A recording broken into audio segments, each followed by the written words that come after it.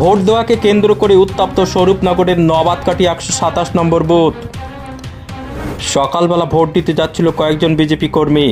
ঠিক সেই সময় তৃণমূল আশ্রিত দুষ্কৃতীরা অতর্কিতভাবে বাঁশ, লোহার রড এসব নিয়ে বিজেপি কর্মীদের উপরে হামলা চালায় বলে অভিযোগ। তবে তৃণমূল কংগ্রেসের পক্ষ থেকে অভিযোগ অস্বীকার করা হয়েছে। তৃণমূল নেতৃত্ব দাবি করেছে তৃণমূল কংগ্রেস কোনোভাবে এসবের সঙ্গে জড়িত না। এমএস নিউজ বাংলা চ্যানেলের পরবর্তী খবর সবার আগে পেতে ইউটিউবে চ্যানেলটি সাবস্ক্রাইব করুন, ফেসবুক পেজ ফলো করুন, ফলো বাটন ক্লিক করুন, সেই সঙ্গে খবরটি ফেসবুকে প্রচুর পরিমাণে শেয়ার করুন।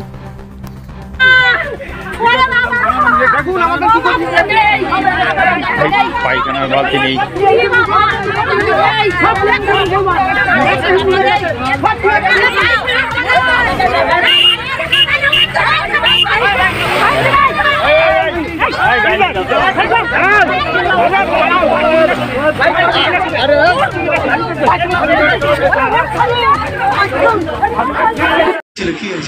ওনারা বসেছিল বলছে কি ভোট দিতে যাওয়া যাবে না। কেন ভোট দিতে যাবো না কেন? ভোট নিজে সব ব্যক্তিগত ব্যাপার, ভোট দিতে যাওয়া যাবে না কেন? তার থেকে না ভোট দিতে যাওয়া যাবে না। এবার এর মতো ভোট দিতে যাবো আর এদের সব মেরেছে।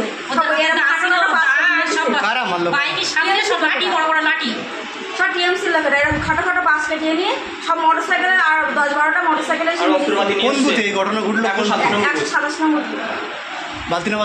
হ্যাঁ, নবাদকাটি। কি নাম আপনার? রীনা মণ্ডল। স্বরূপনগরে কালকে যেখানে গিয়েছিলাম সেই জায়গাটাতে আমাকে 121 নম্বর বুথ বালতির ওই সাইডটাতে, তো সেই জায়গাটা ভয়ঙ্কর একটা জায়গা তৈরি হয়েছে। সেখানে আমাকে অ্যাটাক করা হলো। সেখানে পুলিশকে ইনফর্ম করা হয়েছে, সেখানে সকল ইসেকে ইনফর্ম করা হয়েছে।